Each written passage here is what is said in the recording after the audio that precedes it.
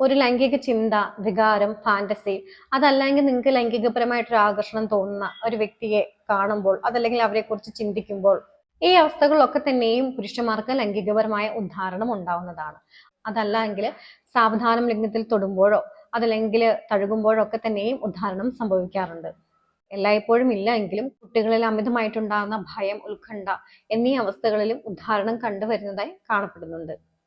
കൗമാരപ്രായക്കാരായിട്ടുള്ള ആൺകുട്ടികൾ ഉദ്ധാരണത്തോടെ ഉറക്കത്തിൽ നിന്ന് എഴുന്നേൽക്കുന്നത് വളരെ സാധാരണമായിട്ട് കാണപ്പെടുന്ന കാര്യം തന്നെയാണ്. ഇങ്ങനെ രാവിലെയും രാത്രിയിലുമായിട്ട് ഉറങ്ങുന്ന ഈ സമയത്ത് 5-7 പ്രാവശ്യം വരെ ആൺകുട്ടികൾക്ക് ഉദ്ധാരണം സംഭവിക്കുകയും തനിയെ ഉദ്ധാരണം നഷ്ടപ്പെടുകയും ചെയ്യുന്നതാണ്.